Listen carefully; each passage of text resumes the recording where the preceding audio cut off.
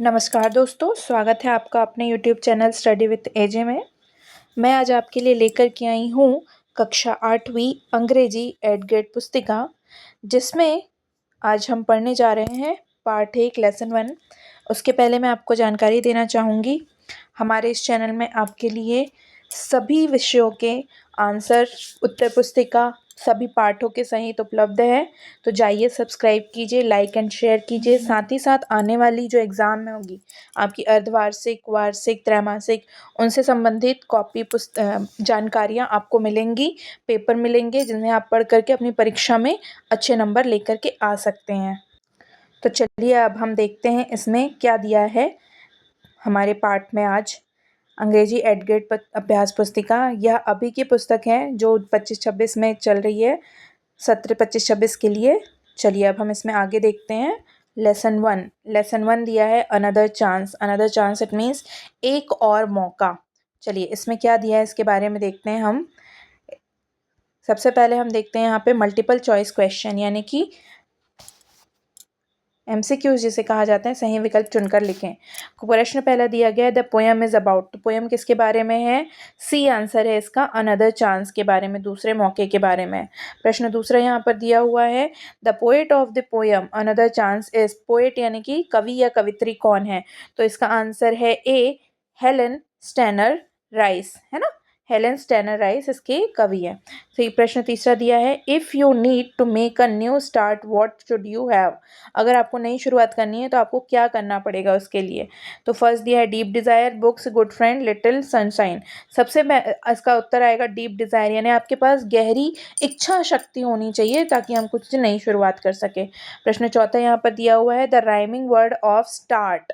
Rhyming यानी मिलता जुलता हुआ शब्द। तो प्लांट इससे मिलता जुलता नहीं है, बोर्ड भी नहीं है, ट्रीट भी नहीं है, बट हार्ट इससे मिलता जुलता है। तो हार्ट इसका क्या आ जाएगा? राइमिंग वर्ड, जिसे हम हिंदी में तुकबंदी कहते हैं, मिलते जुलते शब्द। प्रश्न पांचवा दिया है synonym of the word. Synonym यानी होता है उसका अर्थ क्या होगा, ये चीज बताना है, उल्टा क्या होगा, है ना। तो उसके बारे में क्या चीज दिया है, माफ करिएगा, सिनोनिम यानी होता है कि उसी का अर्थ, जैसे पर्यायवाची कहते हैं ना फिनिश में, तो वो बताना है पर्यायवाची फिनिश का क्या होगा। तो इसका आएगा सी, एंड। फिनिश यानी होता है खत्म करना, एंड यानी भी होता है खत्म करना। चलिए आगे हम देखते हैं।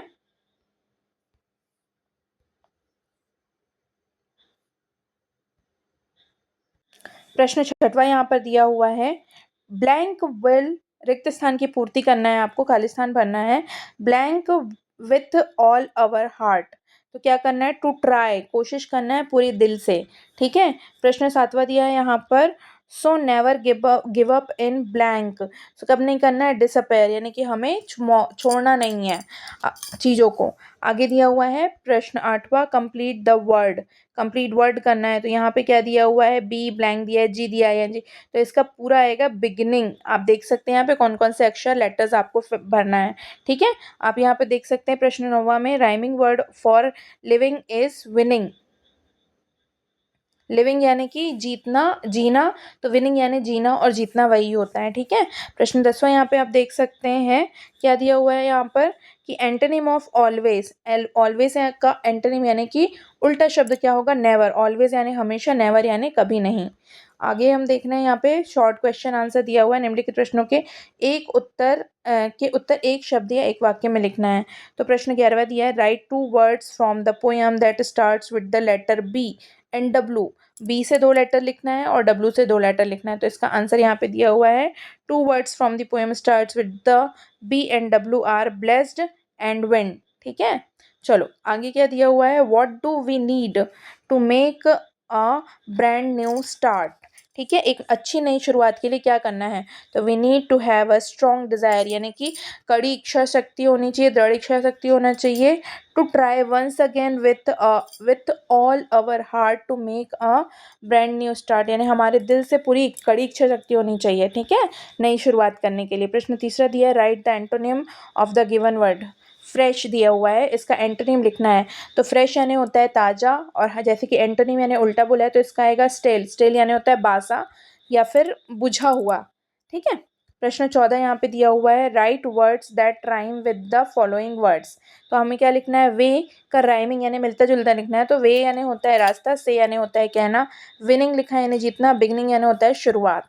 ठीक है, चलिए आगे अब हम देखते हैं प्रश्न 15 यहाँ पे क्या दिया हुआ है हमें कि answer the following question in 1 और 2 सेंटेंसेस, 1 और 2 वाक्यों में हमें प्रश्नों के उत्तर देना है। तो प्रश्न 15 दिया है, right any one stanza of the poem another chance, यानी कि एक वाक्य लिखना है अनदर चांस का। तो यहाँ पे हमने लिखा है, it does not take a new day to make a brand new start, it only takes a deep desire to try with all our heart. ठीक है, ये यहाँ से दी हुई कविता के 4 पंक्तियां हैं। ठीक है, आगे हमें क्या दिया हुआ है यहाँ पर, प्रश्न 16 दिया हुआ है, what should we not do in despair, हमें क्या नहीं करना चाहिए। ठीक है, तो यह दिया है, we should not give up in despair and think that we have no chance to start over or correct our mistake। हमें ये नहीं सोचना चाहिए कि नई शुरुआत करने के लिए अब मौका नहीं है, और हमें ऐसा भी नहीं सोचना चाहिए कि अब हम अपनी गलतियों को सही नहीं कर पाएंगे। हमेशा एक मौका हमेशा रहता है। ठीक है, चलिए प्रश्न 17 यहाँ पर दिया हुआ है, according to you what should we do to correct our mistake, यानी कि आपके अनुसार अपनी गलतियों को सुधारने के लिए हमें क्या करना चाहिए। तो यहाँ दिया है, according to me to correct our mistakes we should try with all our heart, यानी हमें अपने दिल से पूरी कोशिश करना चाहिए। Leave better be forgives and never give up hope, यानी कि क्या होना चाहिए कि जो चीज़ हो गई है उसे हमें छोड़ देना चाहिए, गलत हुआ उसे हमें भूल जाना चाहिए, और नई शुरुआत की तरफ हमें क्या करना चाहिए, ध्यान देना चाहिए। चलिए आगे अपना प्रश्न दिया हुआ है, प्रश्न 18, pick out the rhyming words from the poem and write down, कि मिलते जुलते शब्द आपको फिर से निकालना है और क्या करना है, उसके राइमिंग वर्ड्स लिखना है। तो देखिए क्या दिया है यहाँ पे, बिगनिंग यानी होता है शुरुआत, पर बिगनिंग का राइमिंग वर्ड मिलता जुलता शब्द है विनिंग। दूसरा दिया स्टार्ट का है हार्ट, फॉरगिविंग का दिया है लिविंग, और थ्रो का दिया है ब्रॉट, सॉरी थॉट का दिया है ब्रॉट। यहाँ पे THROUGH टी होना चाहिए, थॉट है ना, this is the brought. Okay, यहाँ पर ब्रॉड दिया हुआ है। तो आप देख सकते हैं कि ये सारे मिलते जुलते हुए, अंतिम में इनके देखिएगा सारे अक्षर जो हैं एक जैसे लिखे हुए हैं, इन्हें ही हम कहते हैं राइमिंग वर्ड या मिलते जुलते शब्द।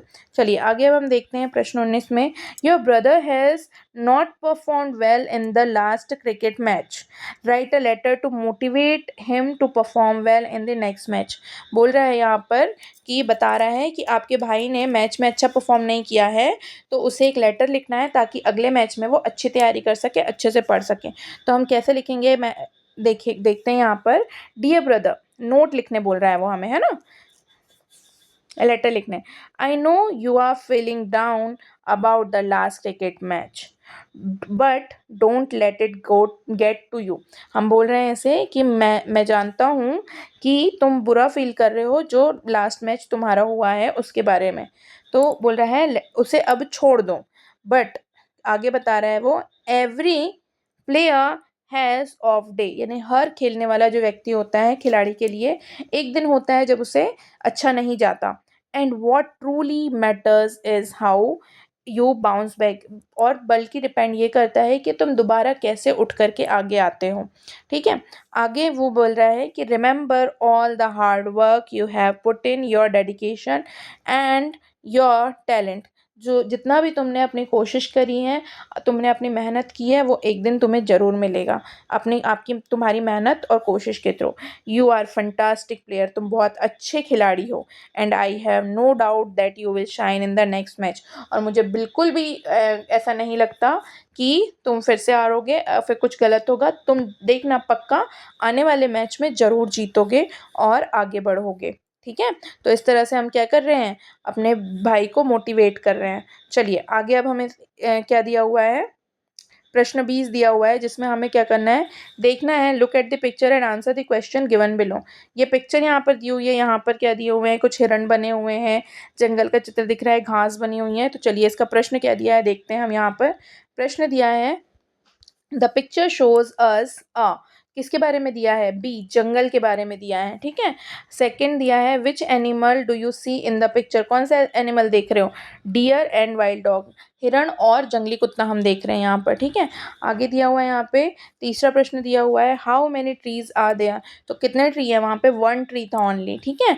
आगे क्या दिया हुआ है फोर्थ नंबर पे, do you see a tiger in the picture, क्या तुमने शेर देखा पिक्चर में, नो, आंसर आएगा नो। और फिफ्थ नंबर पे पूछा है arrange the given letters to form a meaningful word, तो यहाँ दिया है RSASG, तो इसका क्या आएगा, ग्रास आएगा, ग्रास यानी होता है घास, ठीक है बच्चों। तो यहाँ पर आपको क्या दिया गया है, सारी जानकारी दी है, आपके पाठ का सॉल्यूशन पूरा दिया गया है, इंग्लिश पाठ 1 कक्षा 8वीं का, साथ ही साथ इसके आगे सारे पाठों का आपको सॉल्यूशन मिलेगा और अन्य विषय का भी सॉल्यूशन आपको हमारे इस चैनल पे मिलेगा।